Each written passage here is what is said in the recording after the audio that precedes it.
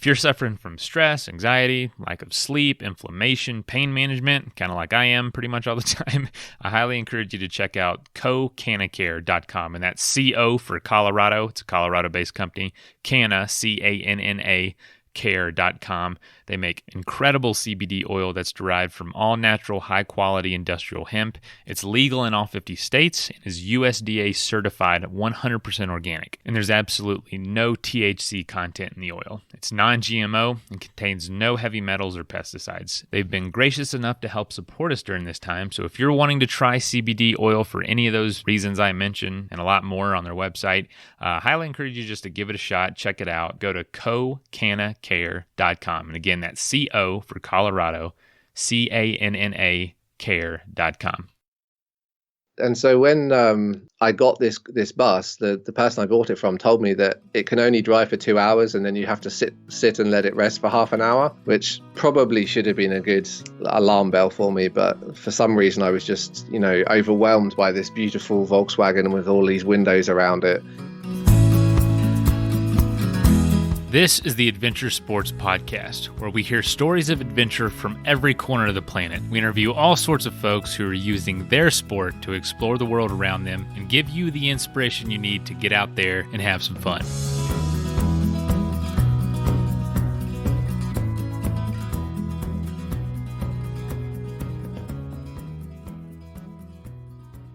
Hey listeners, thanks for joining today. A few things are happening for the first time right now.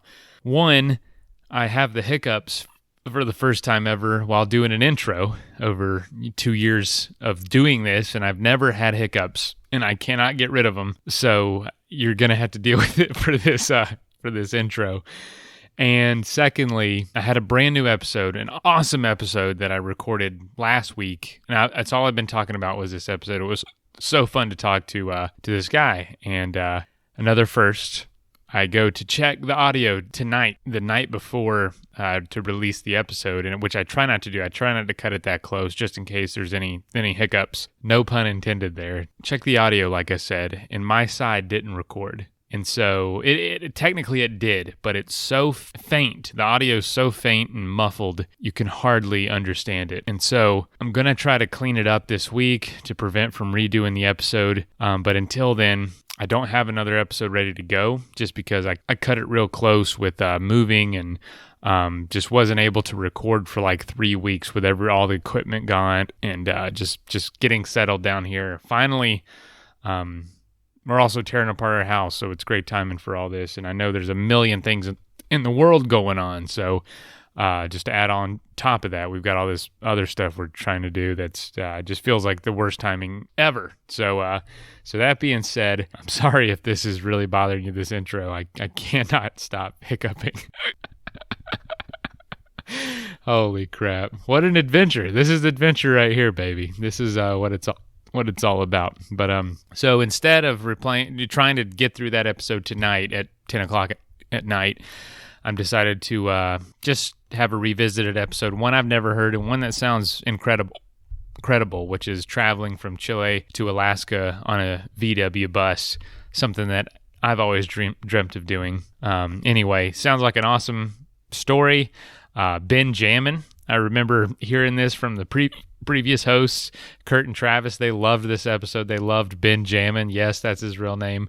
And I hope you enjoy the episode, and I hope you just hope it isn't bothering you too much. We don't have a brand new episode ready to go today. I really apologize. I'm very sorry, and it's never happened before, so there's always room for a first time ever. So thanks for joining again. Here is the episode.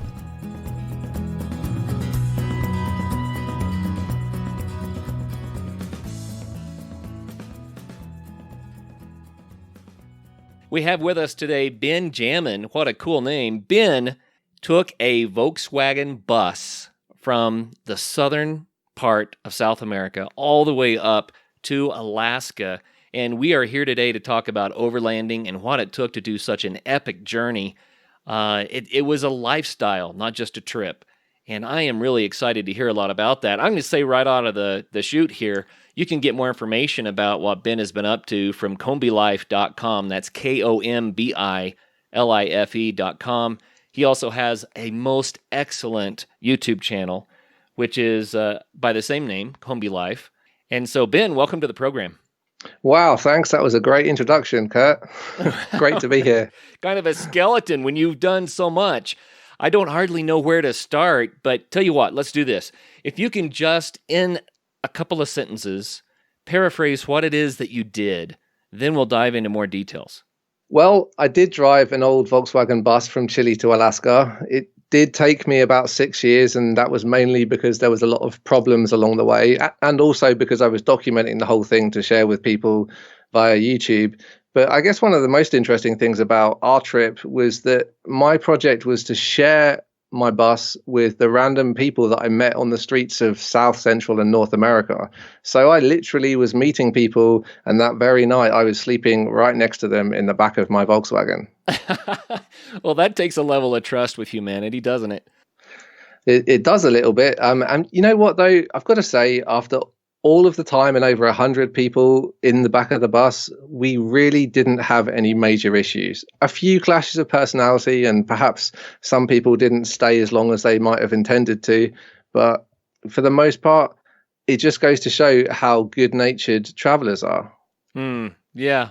I think that, we have done hundreds and hundreds of interviews, and a good number of those have been with world travelers. And I get that same report from everyone, is that people are generally pretty decent. Everyone seems to have a story or two where things kind of went sideways, but by and large, they just say worldwide, people are decent. You know what I mean? They are. And that's a big part of, why I document my travels, is to kind of show that to people. In this day and age, I think a lot of people are scared of what they see on the media and on the news, because often it's only the negative stories that are shared. And some people don't actually want to go traveling. And my experience, not just in the 6 years of this journey, but also the 4 years I was backpacking before that, is that everybody was extremely welcoming, and that people were just there to help you if you needed help, and they wanted to get to know you. They were interested in you. So yeah, I think it's I feel like it's my responsibility to tell people that traveling is an option for everybody. They don't need to be worried about what might happen. I mean, obviously you need to be a little bit cautious, but it shouldn't be something that puts you off, and it's certainly not a showstopper. Absolutely. The life outside of the box is kind of a play on words. You could think of that as life outside of the corporate cube, or thinking outside of the box, doing things in a unique and new way. But you could also think of it as getting out of the boxes that we've built around ourselves, the boxes that hold us back from having those life experiences. And I think that's what you're alluding to here. We all build these boxes of perception that scare us. Yeah, and I was actually escaping the corporate box myself. I used to work a 9 to 5, or more likely an 8 till 7 office job, when I was trying to make other people rich for no good reason. And I just kind of thought, you know what, I'm going to go traveling, and I'm going to do it because when I'm on my deathbed, that is the one thing that I cannot regret. I mean, maybe I don't like it. Maybe I decide that I want to go back to my corporate box, but at least I would have tried, and I will know for myself that I won't have any regrets when I'm older. There's a lot of wisdom in that.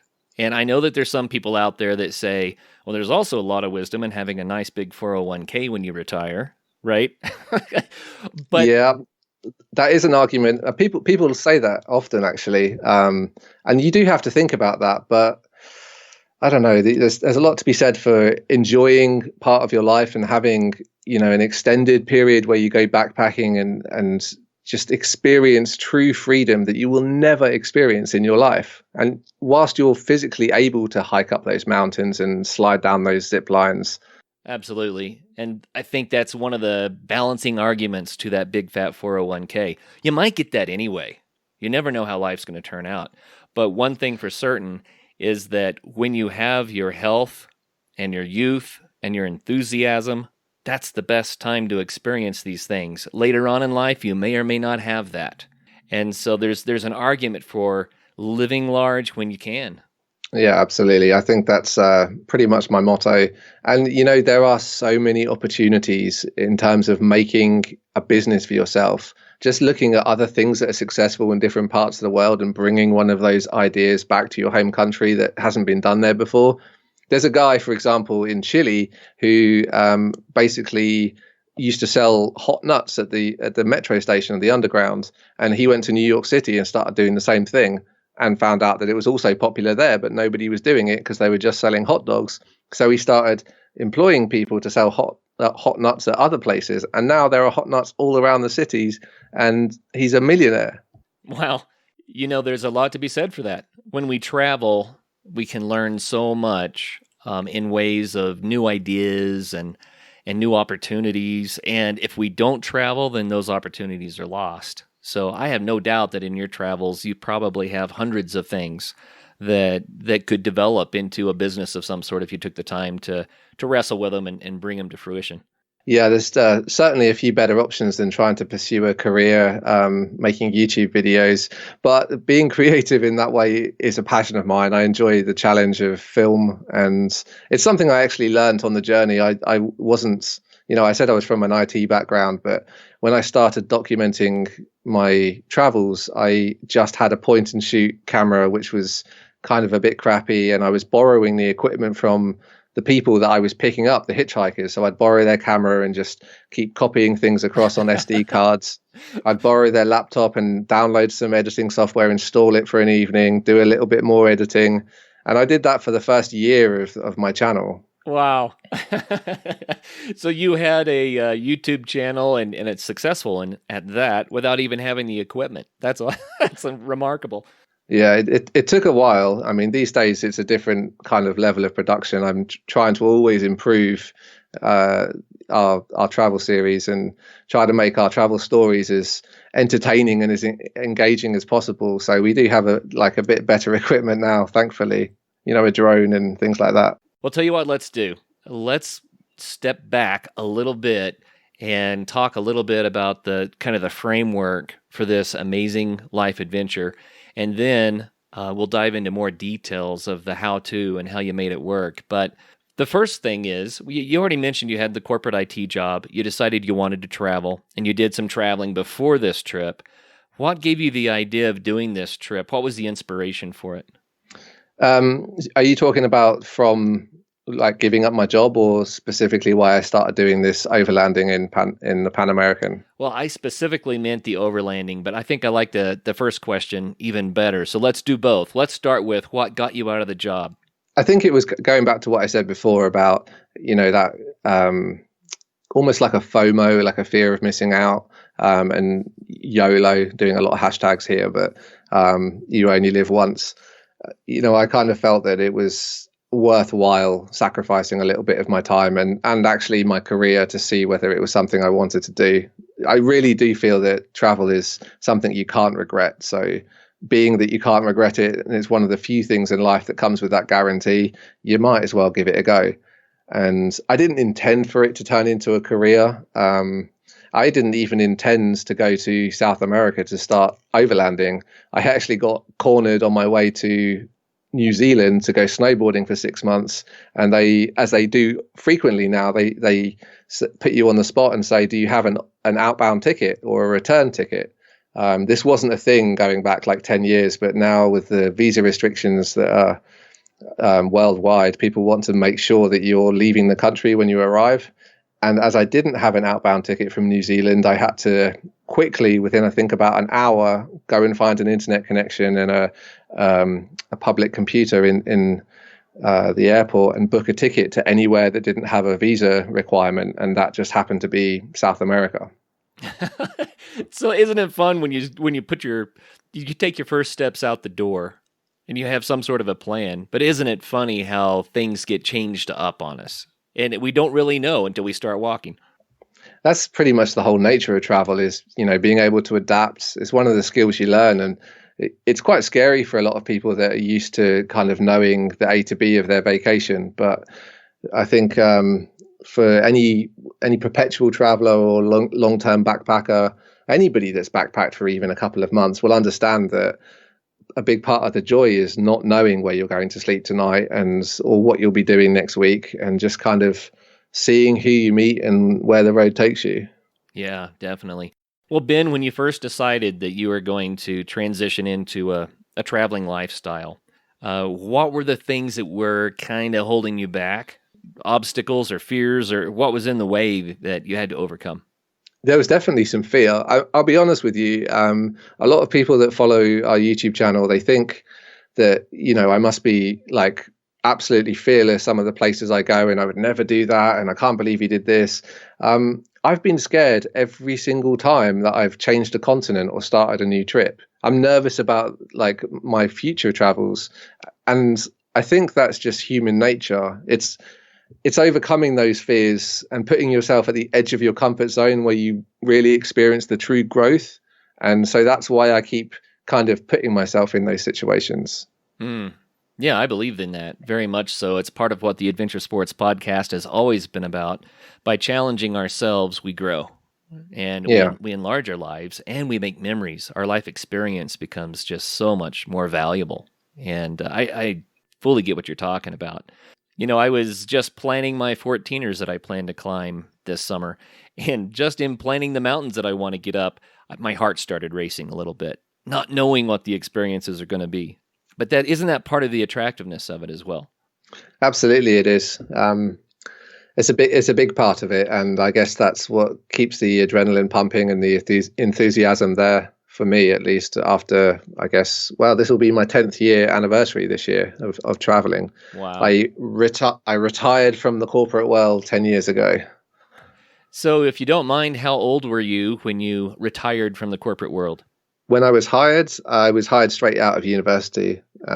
So I've been on the hustle pretty much since I could first get employed, delivering newspapers as a kid, until I finally said, hey, I'm going traveling at the age of 26. 26. And that's a great age to do it. But I think people of all ages, can do it. There's no age limitation to this. But obviously, there's really not. There's a kind of perception that it's a young man's game or young person's game. Not to be sexist, it's obviously travel is something that both parties do, males and females. My girlfriend has also been traveling for as long as I have, so I was very lucky to meet somebody that's like-minded. So let's go back to I've got to have a return trip from New Zealand so I can get into New Zealand, and that's what took you to South America. Let's take it from there. How did you decide to get this Volkswagen bus and drive all the way to Alaska? A few people had advised me against doing that. Some people I knew from South America, they said it's not really done down there, when I got there, I realized that people don't have camper vans. There are no RVs. There's it's difficult to buy a tent in most places in South America. And that's because of, people's fear of being outside. And so it was a little difficult to get started. But after, I think, the first month in South America, I'd started to learn a couple of words of Spanish, and I really didn't speak any Spanish at all. I basically decided I'd had enough of the rather expensive, but long bus journeys, because South America is a big place. Oh yeah. And I basically decided, you know what, I'm going to get myself some wheels. Why did you choose a Volkswagen bus? Probably because I was insane. I think it was one of the poorest choices of vehicles that I possibly could have could have gone for. And it was really a choice between two vans. One of them was an old Japanese ambulance, and the other one was a Volkswagen bus. They were both the cheapest vans for sale in Chile at the time. And I went to Chile because it's actually logistically easier for a foreigner to buy a vehicle and take it out of the country. Where did you get the name Kombi Life? There's got to be a story behind that too. Yeah, it's it seemed completely straightforward and a really good name until I got to the US and people started asking that question. Because basically, south of the US border, a Volkswagen bus is called a Kombi. I thought that might be the case. That's why I asked it when I did, but I wasn't even sure. So yeah, a lot of people don't really get that. I mean, it's called a Kombi, I think, in the UK also, and also in Australia. So yeah. Yeah, we should point out you are on the island of Jersey right now. You're back in the UK after these travels, and that's your home base, right? Yeah, I'm not here very often. I've actually just arrived here after 6 months crossing the US from the west to the east coast. I'm kind of in the mid stages of starting up an even bigger overlanding journey to come, but that's all in the kind of preparation stages right now. Well, if you don't mind, a little bit later in the show, I'd like to hear some of your dreams and hopes for that trip as well. But we've got to get back to the one that, we started talking about, from Chile to Alaska. So you bought the Kombi, you bought the bus, and you said you were probably insane to do it. But let's just give some parameters around that. So it broke down a couple of times or more, right, on your journey. How many times did you have to rebuild this thing? Well, let me take you from the beginning here because you got to picture this situation. I'm in Chile. I don't speak any Spanish. I don't know how to buy a vehicle. I don't know how to fix a vehicle. And I just basically reached out to the couch surfing community to see, for those people that don't know, the couch surfing is a way to host travelers when you're visiting a city. So if you need accommodation, for example, and you want to sleep on somebody's couch, you can go and stay with somebody. They're kind of like a local tour guide. It's all free. It's an honor system. And then perhaps when you go home, you can host travelers for a while at your residence. And so this is how I kind of got my feet into Chile. And long story short, I ended up meeting a guy who was willing to take me and help me buy a vehicle. And he kind of hooked me up with his family, and I ended up living with them for about 4 months whilst I kind of bought the Kombi and turned it from a van into something that people could sleep in. Okay. And so when I got this bus, the person I bought it from told me that it can only drive for 2 hours, and then you have to sit and let it rest for half an hour, which probably should have been a good alarm bell for me, but for some reason I was just overwhelmed by this beautiful Volkswagen with all these windows around it and the 360 view, and so I just didn't really pay attention to that, and I paid the price. I was fixing that bus for a long time.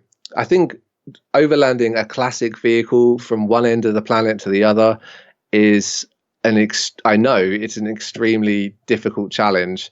And by the time I got to Alaska, I think I had the engine out about 11 or 12 times.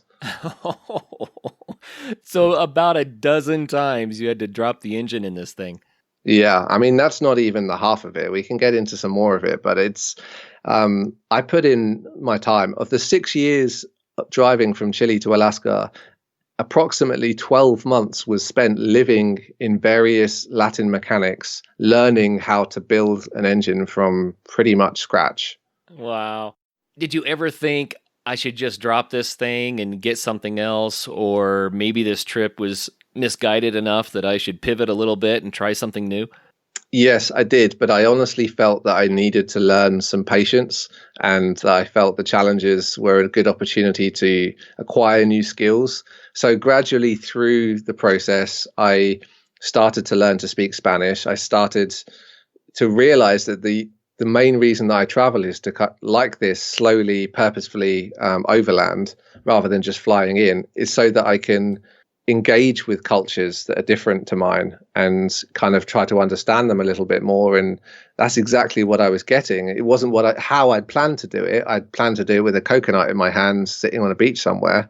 But I happened to be in a mechanics, going to work every day with a couple of people that spoke very quickly and pretty filthy Spanish. And that's how I learned to kind of immerse myself in the culture. What an amazing life experience. So there have to be, 1,001 stories that come out of that. Will you pick a story that just kind of illustrates what life was like on this journey? Share it with us. There are so many. I mean, it's really, after over 6 years, it's very difficult to kind of pick one story. But for example, let's talk about the early days, because this is largely undocumented. This was the days before I was really filming as often as I do now. I had just spent 4 months living with his family. and they were giving me accommodation and food in exchange for allowing me to work on. I would help them build cabanas at their seaside kind of ranch, and in the mornings and in the afternoons they would allow me to work on my bus. So after 4 months of that, I was itching to get out of Chile. I picked up one guy who was from the UK, so there was no language barrier there, and we headed over the Andes Mountains, I think pretty much the highest pass between Chile and Mendoza. It's about 7,000 meters, but I'm not sure what that is in feet. I can tell you it's very high. Oh, 7,000 meters is what, 20, over 20,000 feet? Well over. I'll do the math. You keep talking. Yeah, it's pretty high. We picked up a couple of Colombian hitchhikers that were coming from Argentina back to Chile, but they basically found themselves in this no man's land. I think it's like 13 kilometers between the Chilean and Argentine border. And they were basically stuck. Argentina had kicked them out and Chile was not letting them in. And so we were like, well, I said I would pick up hitchhikers, so this is a good time to start. And we basically took them, managed to get them through Argentina, and we were parking in a nice, tranquil plaza, like a park in Mendoza, which is central wine country in Argentina. And then the police showed up and basically shot a guy at point blank range, not like 20 feet from the bus. And that was the first night that we spent on the trip. So it sure was an eye opener. Wow. So this was an actual shot dead scenario? Yeah. Unfortunately, yeah, he basically shot him. We were kind of peering through the curtains because at the time we thought, oh, here come the police. We're going to be told we can't sleep here and asked to move on. And that wasn't what was happening. He shot a guy that we had just been speaking to a few minutes earlier. And we're not sure exactly what happened, but it's the second he hit the ground, he was gone, unfortunately. Ooh. Wow. And a few minutes later, there was 7 police cars, an ambulance turned up. Not that that was really required. And we ended up spending the night at the police station, which actually wasn't the first time that happened in South America. It was the first time. It wasn't the only time that happened in South America. We spent quite a lot of nights sleeping outside of police stations until we got to Colombia, I think. Well, were you sleeping outside of the police station for safety reasons or because the police wanted you there? Well, a bit of both. Often we would just find somewhere to sleep, a quiet neighborhood, somewhere that we thought looked okay. And we get a knock on the window at 3:00 in the morning. Now, if that kind of thing happened in the US, it might be a policeman saying, hey, this isn't a campsite. You can't sleep here. But in South America, they said, hey, this is not safe. Please come with me. And then they'd park you right outside the front of the police station where they could keep an eye on you. So they were pretty good. Wow. Let's talk a little bit about safety. You just, kicked this off with a really frightening story. That must have given you some real pause or things to think about as you were starting this trip. Did it make you think maybe you were misguided and shouldn't do it? I feel like I've got a pretty good judgment of whether a location is dangerous or not. And the place that we were parked in I would still park there today. It wasn't a dodgy area. I think it was a corrupt cop. And I don't think that there was anything bad going on in terms of like the person we were speaking with that got shot wasn't much of a thug. He certainly didn't do anything to the policeman that warranted getting shot. And so, sometimes you do have to have your wits about you, but, sometimes things can happen that are out of your control. And I guess that my way of thinking is that I would not really want to just kind of sit at home wrapped up in cotton wool just in case something could happen. I'd rather be out there and, living life and being on the edge of my comfort zone.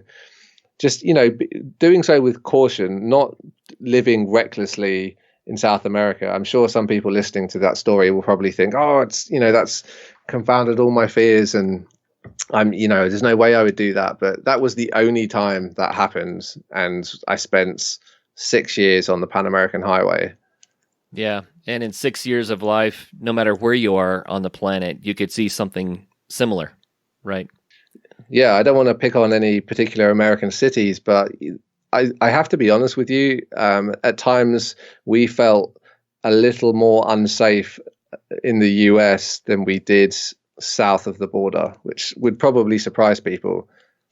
I'm not really surprised just because I've talked to so many travelers and having traveled around. There are parts of the United States, parts of different cities where it just doesn't make a lot of sense to hang out at the wrong time of the day, that sort of a thing. And I think that people in the U.S. understand that, but they also are afraid to travel sometimes, and that kind of cracks me up because if you know how to stay out of dodgy places in the cities right here at home, then that's really all you need to do if you travel is watch out for the dodgy places. Yeah, I mean, exactly what you said. It's if you can handle yourself at home, there's no reason why you can't handle yourself somewhere else. Well, here's one question that did pop up I want to ask you about, and then we'll move on to other subjects. But you mentioned you thought the policeman may be corrupt. That's actually the one thing that troubles me. And here you can alleviate my fears. That's the one thing that troubles me is not so much that the people might be dangerous in some way in a country when we travel. It's the system. Is the system going to turn against us? The government, the police, that sort of thing. Yeah, I mean, that's definitely a concern. There's always corrupt police, not in Chile because Chile, they have a very good police force, and they're, I think, one of the only countries in South America where there isn't a lot of corruption. But all of the other ones, for sure, especially Mexico. Mexico is terrible for trying to bribe tourists. And I'm proud to say, after 10 years of travel, I have never once paid a bribe. I literally flatly refuse to do it. And I feel like it's my responsibility as a traveler to not pay a bribe, because if I do it, they know that the next tourist that comes down the road is likely to do it too. And so I just sit there and tell them I have all the time in the world and I'm not paying it, no matter what they say I did. And they always, every single time, let me go. And I've been pulled over many, many times. Wow. Well, you kind of answered my next question. I was going to ask about border crossings and things like that. And it sounds like if you're patient enough, it works out. For the most part, I did run into a pretty serious show-stopping drama towards the end of the trip, which involved border crossings and visas and things like that, which basically put me. That's quite an interesting story. I don't know if you want to get into that one. Yeah, let's dive into it. Well, I guess near the end of the trip, it was 1,000 miles to go to the finish line, and my transmission blew up. At this point, I'd had the engine out 10 times, and I was starting to lose my patience. And the transmission blew up. There was, we had like just 1,000 miles to go to the Arctic Ocean, which was where I really wanted to get to end the trip. And I ended up basically leaving the bus because it was August in Alaska, winter was coming, I was running out of time. I was unable to find a replacement transmission. A South American Kombi is kind of a unique beast, and I wasn't able to find the part anywhere in North America. I called Australia, the UK. I just could not find a transmission. So I decided to go home to Jersey, where I am now, to basically try to find a transmission and also apply for a visa extension, because I'd already been in and out of the US a couple of times on the kind of free 90-day visa waiver that we get given as UK citizens. And unfortunately, the embassy said no, I couldn't have the visa, mainly because I didn't have any ties to my home country. And this is a problem that faces a lot of kind of long-term travelers. I have a long history of a clean passport. I've always left every single country I visited before my visa was up, so as to not overstay, because that is the one major thing that I'm always worried about. And they said, no, you can't have a visa. And in doing so, that basically banned me from going back to the US, where my bus was waiting for me in Alaska. So even though I managed to find a replacement transmission, I wasn't able to go back and finish the trip, or so I thought. I basically resolved that by kicking up a huge fuss on social media and asking my supporters and followers to write to their local senators and congressmen and even the governor of Alaska and the ambassador of the U.S. Embassy in London, asking for me to be able to finish this trip, because after 5 years of trying to get to the Arctic Ocean, I was just 1,000 miles short. And Wow. you know what? It actually worked. When I went to apply for the visa again, I went to the US Embassy in Canada. And when I turned up for the appointments, they said, "Hey, hang on, I know you." And they recognized me from the story that had been on the Alaskan news and all of the fuss that had been kicked up. And they basically said, "Sure, you can finish your trip, no problem. Here's a visa." And I was allowed to drive the last 1,000 miles and finish this 6-year expedition. Do you think that's because you found the right person? Sometimes I wonder if when people get a no in these situations, if it's just the decision that one person made, and if they went somewhere else and talked to someone else, maybe they would get a different response. Absolutely, that was the situation. I mean, the problem with these interviews is they have to process so many people in the day. They don't really have time to listen to your whole backstory. Right. And even though I explained to them like, "Hey, I just want to go and drive 1,000 miles and then I'm done." It didn't matter. I didn't tick the boxes. I hadn't been home for a while. I was a potential risk of emigrating to the US. And so the answer was no. But then in the end, you were allowed to. Yeah, the story doesn't quite end there, though, unfortunately. Whilst I was on my way back to the US and celebrating going up to Alaska to pick up my bus, our bus actually caught fire on its own where it was stored in Alaska Oh, no. due to an electrical fault. So within a week, we were up there and our entire home had been destroyed. What did you do? We restored it. I mean, I'd always promised that I would give away our Kombi to one of our subscribers at the end of my trip. And I felt a little guilty that it was in such bad condition. So myself, my girlfriends, my little dog Alaska, named after the trip. She was from Peru, by the way. We picked her up in Peru. And one of our supporters, Brett, a subscriber of the channel, he drove us up the Alaskan highway and spent 3 weeks with us, helping us restore the bus so that we could finish the trip. That guy was a legend. Wow. So this life experience must really change a person's, perception of humanity. Can you unpack that for us a little bit? How did the way that you perceive people grow? I was at the mercy of a lot of people. I broke down in a rural town in Alaska in the first place, and I was taken in by an Alaskan family who took us out fishing and subsistence hunting so that we could, be part of their family whilst we figured out what we were going to do with the bus. To get out of Alaska from that rural community, I was taken in by the captain of a sailing boat who basically gave us accommodation as we helped him sail down a couple of 1,000 miles so we could get out of Alaska. At every single junction, when I've run into problems, I've met good people. So basically, whenever you are in bad situations, you meet the best people.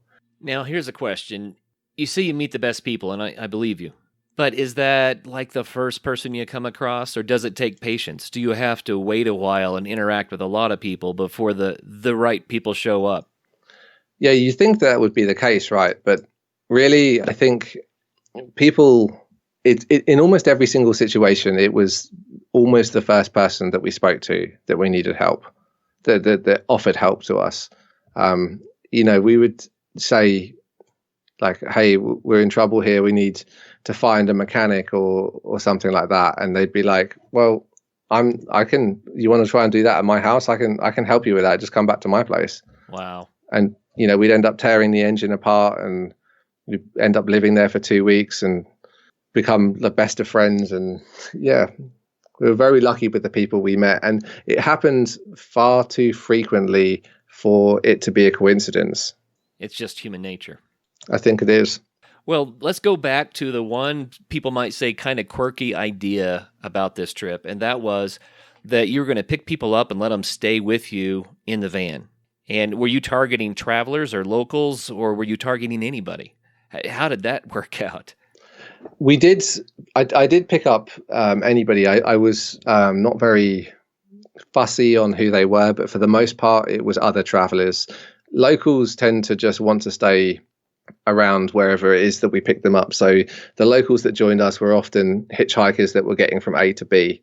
For the most part, the people we picked up were travelers kind of on extended journeys. And that was really the best fit for us because they were on a similar agenda, seeing new places and open with their schedule. So what kind of friendships developed out of that? A lot of people would say, you know what, I might pick up a traveler, but I'm not sleeping in the same bus with a traveler the first night. I got to get to know people first. Yeah, very few people would sleep in a bus on the first night. I met a guy, here's an example. I met a guy, I think it was the first night that I was alone in the bus. Now, I'd driven all the way from Chile. This was midway through Colombia in a town called Cali. And I hadn't spent one single night in the bus on my own since I left the trip. I'd always found somebody or picked somebody up or usually there was multiple people. And the first night that I was on my own, a Venezuelan motorcyclist overtook me in the Colombian mountains and flagged me down. And I was like, this is a bit weird. And so he was obviously a traveler. Like I wouldn't stop in that situation for anybody. It could be dangerous, but he, had a lot of backpacks on the side of his motorbike. He had foreign plates. I knew he was on a trip like I was. So I stopped to see what he was saying. And he basically ended up saying that he was going to Cali as well. He was looking for somewhere to stay and asking if I knew anything about the town because it's a little bit dodgy. And we ended up sleeping in the back of the bus together just that one night.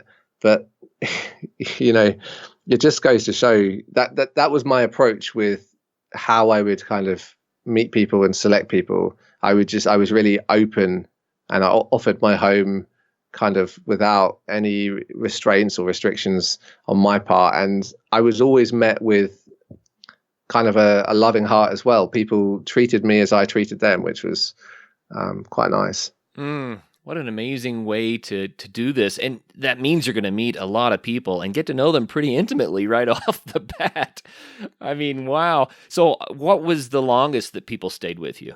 Well, we had people staying from a few hours up to a few months. I mean, I met my girlfriend in Mexico and she's still here and it's been a couple of years already. So, okay, girlfriends aside. Yeah, that might be cheating. The longest I think a friend stayed was probably like 3 or 4 months. 3 or 4 months in a small Volkswagen bus with someone that you didn't know beforehand. That's a real study of human nature as well. Did things work out pretty well? Was there a lot of conflict, or did it generally go the way you had hoped to? I would like to say it was all sunshine and lollipops, but of course there was conflict and arguments. I had to learn how to share this tiny space with people at the same time that they had to learn it as well. So in the early days, it was a bit of a challenge, to be honest. And I had to learn a lot of patience, and I grew a lot as a person through this process. I became a lot less selfish. Bear in mind that when I'm sharing it with another person, there's usually 3 other people in there as well. Like the most we ever had actually driving was 10, and the most we ever had sleeping in there was 6. So that's tight quarters. That's fun. Did you have to establish some ground rules? Say, yeah, you can hang with us and sleep in the van, but here's how this works? The only thing I would ever tell people is that it's not a free ride. We share the cost of gasoline and we share the cost of food. So if we're cooking something, we're going to the supermarket to buy camp supplies, everybody chips in. But we never charge for the accommodation or the adventures or anything like that. So it made it a really cheap way to travel. It made it something that I could afford because traveling for a long time can be expensive, especially if you're crossing an entire planet. as I was. So having people to share the petrol costs with made it affordable for me. And this will probably surprise you, Kurt, but my daily budget for the majority of the trip, certainly south of the US border, was around $10 a day. So I know that can be done. And I've talked to a lot of travelers who have done that, just very inexpensive travel. Did that make you feel like you were super, super conservative with your money, or was $10 a day all right? $10 a day for a single person traveling would be pretty tight. The way it worked for us is that if there's 6 people in the bus, everybody puts in $10. That's $60 for the day. And like that, it's actually quite affordable, especially if you're cooking your own meals. Nice. So we're starting to draw out several different angles that made this possible. One was that the people that stayed with you in the bus helped to pay for fuel and food. Okay, that was part of it. You bought an inexpensive vehicle, but then you had to repair it all the time. I don't know if you came out ahead on that one or not. Yeah, probably not. I mean, if all up, I definitely put in probably 5 times the initial purchase price on repairs, and I did all of the maintenance myself. It's probably why I kept on breaking down. But engine rebuild after engine rebuilds does get expensive, but for the most part, I was using kind of recycled used parts that I would find and molds to my purpose, or buy 2 engines for a couple of $100 and take them apart. And that's why I was in various mechanics for such a long period of time, living alongside these guys, because I was learning how to build an engine that would actually get me to Alaska. It took a while, but eventually, after I think engine removal number, let's say 8 or 9, I finally managed to get enough good parts to build a decent engine that got me from Mexico all the way to the Arctic and pretty much back again. It just sounds like, I keep laughing because it sounds like such a fun life adventure. The ups, the downs, the struggles. I can't imagine what it must have been like to have to rebuild the engine that many times. And then, just to add insult to injury, the whole thing burns and you have to rebuild a burned out shell. Wow. Yeah, that was the biggest test of all. And I'll have to be honest that I was ready to throw in the towel at that point. I mean, I'd made it to Alaska. I was 1,000 miles short of the finish line. But after it's like several years of trying to get to Alaska, I felt like I really needed to explore the state and kind of have an understanding of what it was like. My trip, the project was called Hasta Alaska, which means until Alaska in Spanish. And I felt like I really needed to see something of that state, after such a long effort of getting there. Right. So did you eventually make it all the way up to the Arctic Circle? Did you go to Prudhoe Bay? What was your target? I did. I got all the way. I drove up the Dalton Highway to Dead Horse, the last town in Alaska, the last town on the Pan American Highway, I should say.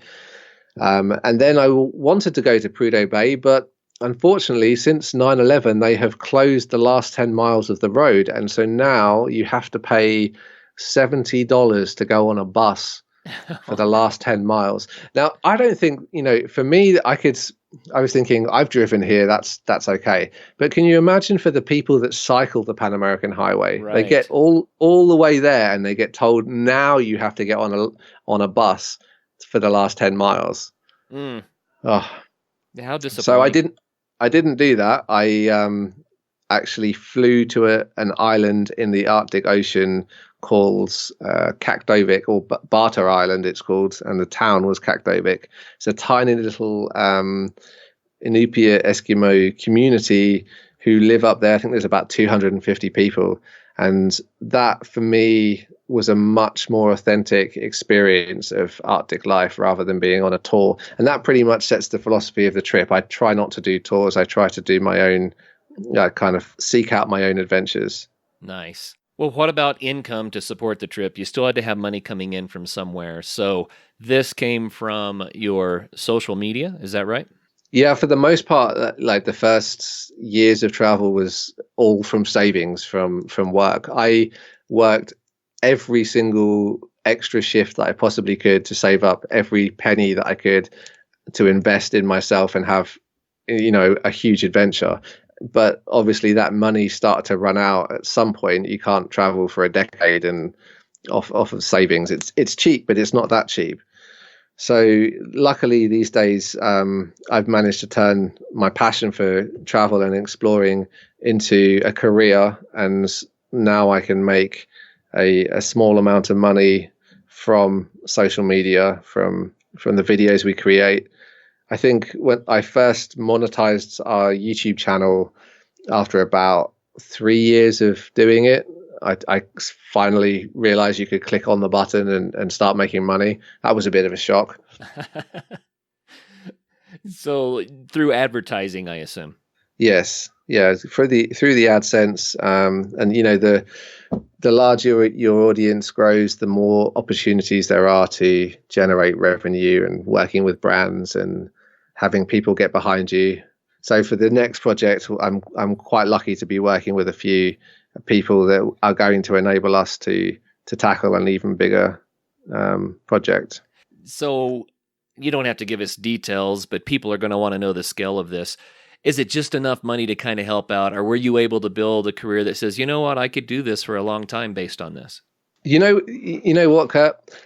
To be perfectly honest with you, if I really hustled at what I do, I could make a decent living. And when I say decent, comparable to any career that one of my friends of a similar age has.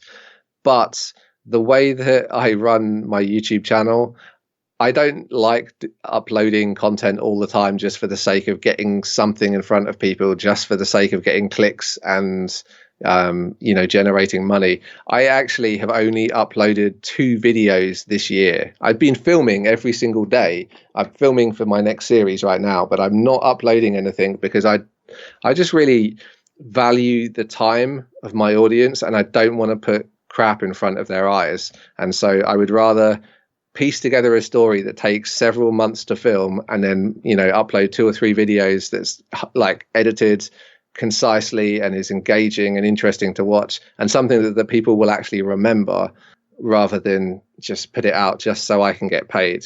So I'm not very smart from a business perspective in this way, and we do struggle financially because of that. But it's important to me to only produce quality content, and that's kind of why our channel's a little different to your usual YouTube channel. Well, thank you for being candid about that. And I have to say, the videos that I have watched were very well done, and I really enjoyed them a lot. It's not just that you shot some good shots. You did some good editing, and I really like the format and the way that you put it together. Very interesting, very fun to watch. You want to see the next one as soon as the last one ended, sort of a thing. So well done. Yes, thanks, Kurt. I mean, that's the idea. It's more a story that we try to tell based on the adventure, so that people can experience it with us. Because I get it, not everybody is in a position to throw in their career and take off across the planet in an old Volkswagen. And that's a big part of why I share it, so that other people can experience it vicariously with us. And we spend months and months and months editing the footage that we capture, so that people can do that, and so we're not wasting their time. Well, it is evident that you've done a lot of work on these, because they really are high quality. You also have some books. Now, have the books been as beneficial financially as you hoped? I never really intended them to be a money maker, but they do. It trickles in. We have 3 digital books, ebooks, that people can download. One of them is the early days of the story, things like the shooting and stuff that happened when the cameras weren't rolling in the early days before I really got serious about capturing the adventure, and before I really started the YouTube channel. The other 2 are kind of pitched to allow people to follow in our footsteps. Like, we wanted to share some of the knowledge that we've gained over the last 6 years. So that's like a book to basically tell people how they can live off grid and on the move, and how to set up a camper van so that you can actually live comfortably. Because it might look like it's like the best time in the world, but we're very honest about what this kind of lifestyle is like. It does come with its own challenges, and it can be difficult sometimes. And we're really clear about that on our YouTube channel and everything we create. We don't want to mislead people and tell them this is the best thing in the world and it's better than what you're doing now and what you should do what we're doing. It's right for some people and it's not right for other people, and we want people to understand that. Otherwise it's very, very easy in this day and age of social media to see all these amazing photos of other people living their dreams and then think that you can do the same thing, but it's not always the case, and it's not always exactly like it looks on the Instagram feed either. Right. And thanks for being honest about that. But it is something that can be done, and you've proven it. You can have a big life adventure. It just may not be, what do they say, all unicorns and butterflies. Yeah, you absolutely can. It can be something that's available to anybody, and that's why we have those books, so that people can learn how to do it themselves, and they can follow in our footsteps, or find their own adventure if that's something that they want to do. Well, the book that you alluded to is Off Grid and on the Move, and it's called Vehicle Dwelling: Expert's Guide to Nomadic Living. That sounds really interesting to me. The first one you mentioned is called Overlanding South America: The Untold Story. You have a third one. It's Off-Grid and Solar Electrical Systems. So I guess that's just what it sounds like, huh? Exactly. A big part of living off-grid is kind of maximizing your solar presence, and that can be very rewarding in itself. As much as we travel, we also produce all of our content off-grid from the back of a bus. We edit all of our videos there, and we work with the sun, and there's some strategy that goes into that, and there's also a lot of equipment and tech that goes into it too. So we try to keep that updated with the best tips for people with the evolving technology. Nice. So these are ebooks. How can people get a copy? We have them on our website on kombilife.com.